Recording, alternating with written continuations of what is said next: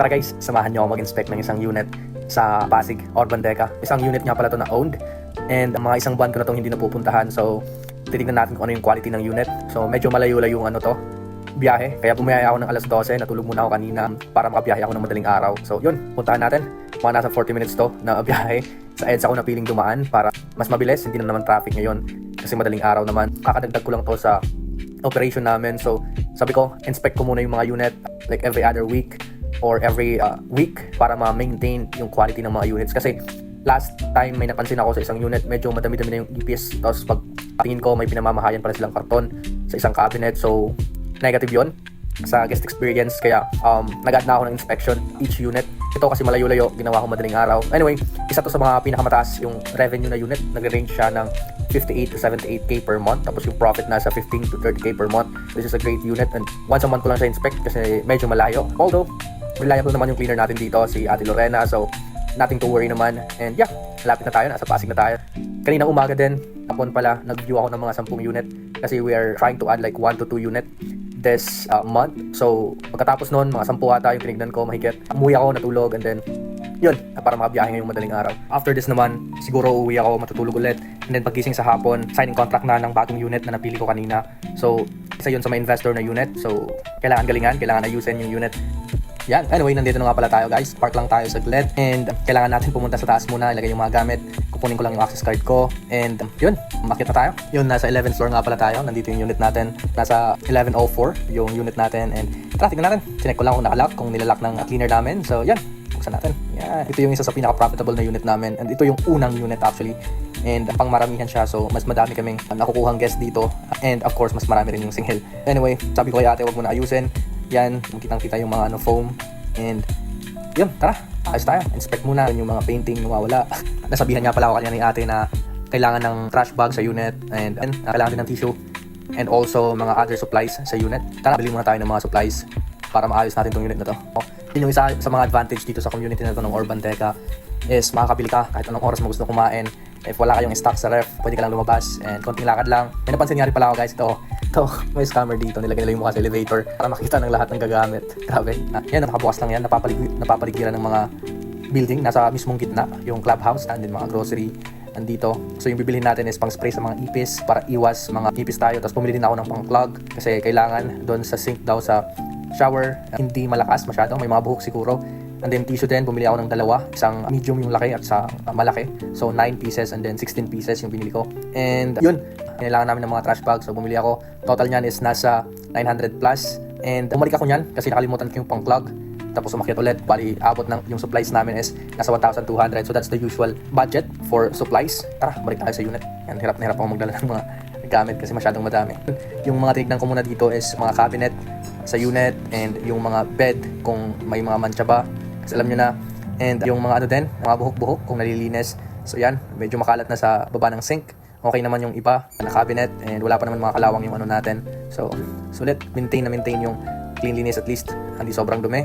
Sa mga kawali lang, medyo maiitim na pero di na natatanggal. So, okay lang yan. And yan, ayusin muna natin yung mga supplies. Naglagay ako ng dishwashing liquid kasi nakakalimutan almost lagi. So, yun. Minayos ko rin yung may issue dyan sa gripo. So, yung pangbaso, hindi na bumabalik. So, tinanggal ko na lang yun. And set up muna ako. Yun, nilinis ko lahat yan. Lababo, CR, and sa mga beds, sa mga tornilyo din ng upuan, medyo nakakalas-kalas na. Tapos yun, although malaki na yung kinikita ng business, side story lang din since medyo okay na yung kinikita ng business, umaabot na ng 250 to 350 per month yung revenue. And yun, may isa akong friend na doing business also. Tinanong niya ako kung ba't ko pa daw ginagawa to, yung pag-inspect. Pwede naman daw ako mag-hire ng gagawa nito, minimum wage. I said otherwise kasi bago sa pa lang to na additional sa operation namin. So I want to set a standard sa mga ganito ka-importanteng mga task. I actually did this also with cleaning. So una, kami yung naglilinis, inaayos namin. We've set a standard before we trained someone na maglilinis.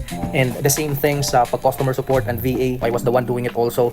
Until sabi ko, I'll create an SOP or standard operating system before I hire someone. The same thing also nung automation. I actually was thinking on hiring someone sa automation kaso hindi align yung gusto niyang mangyari sa automation sa gusto kong mangyari even though I've provided all the details.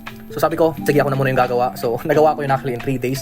His estimated time to create the automation on the business was 1 to 2 weeks. So I was able to make it in just 3 days kasi familiar na ako how customer approach us when they message us and what are the questions, and also how to lead them to book.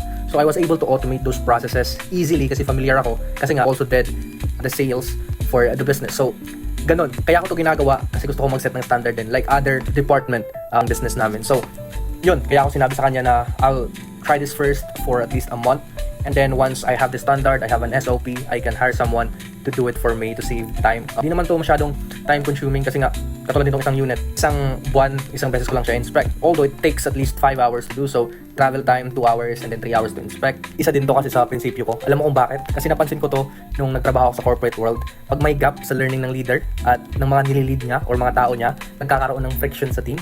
Lalo na pag tamang utos lang yung leader pero hindi niya pala alam yung mga processes and the operation. So parang general issue to sa mga company ngayon na napagtrabahuan ko din. Minsan yung leader sobrang walang idea sa nangyayari sa operation. Gets ko naman na busy sila sa pag-communicate sa mga nakakataas sa kanila, pero hindi dapat napapabayaan yung maliliit na detalye sa operation. Kaya minsan napapansin ko nagkakaroon ng mga hinanakit yung mga nasa baba nila. Like for example, nung nasa BPO ako, yung mga agent, ang daming sinasabi kasi tamang utos lang daw yung mga leader nila. Hindi naman pala alam yung processes and too focused sa numbers. Hindi nila alam yung actual na nangyayari sa operation. So nagsiset sila ng unrealistic goals sa mga tao nila. So ayaw kong ganon. I don't want to lead that way. Kaya gusto ko ako yung mag-set ng standard muna. Gusto ko maging hands-on sa tao and then sa operation before I give it to someone else.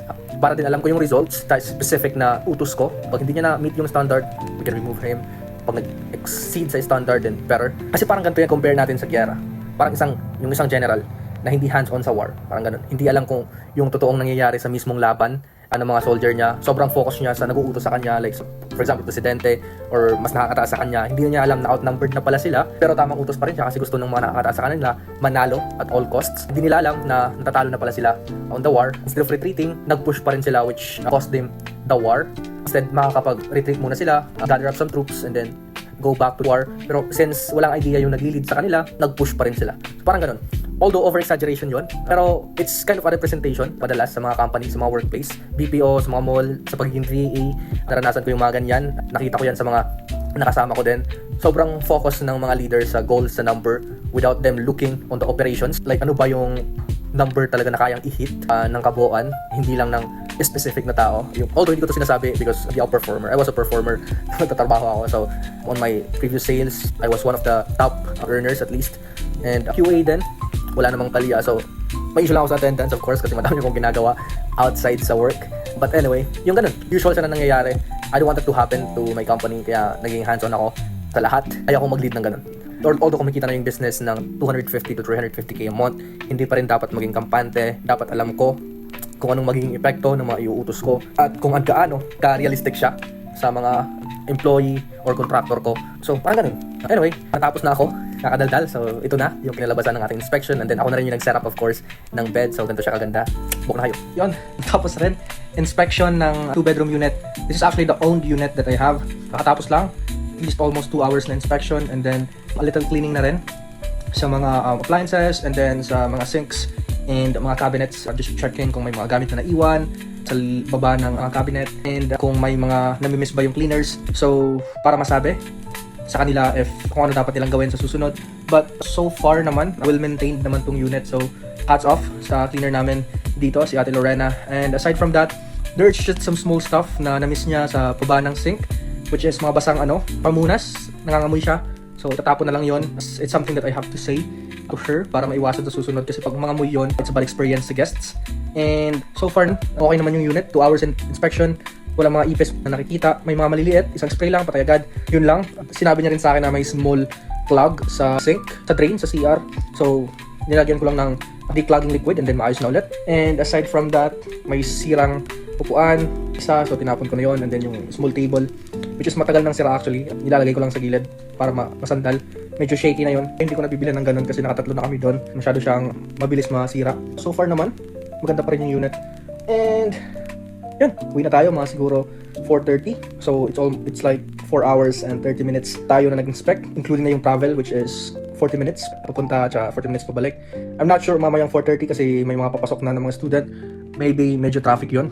But So far, okay naman. And bukas, I'll inspect one unit din sa Gramercy, which is my investor actually. And studio type lang siya, so mas madali yung tignan if may mga issues sa unit. And signing contract ko din pala bukas sa isang unit. It's like an investor unit also siya, kasi medyo doon mas maganda yung takbo din na units namin doon. Mas maganda doon ilagay yung mga may mga investors na unit. And yep, yun lang.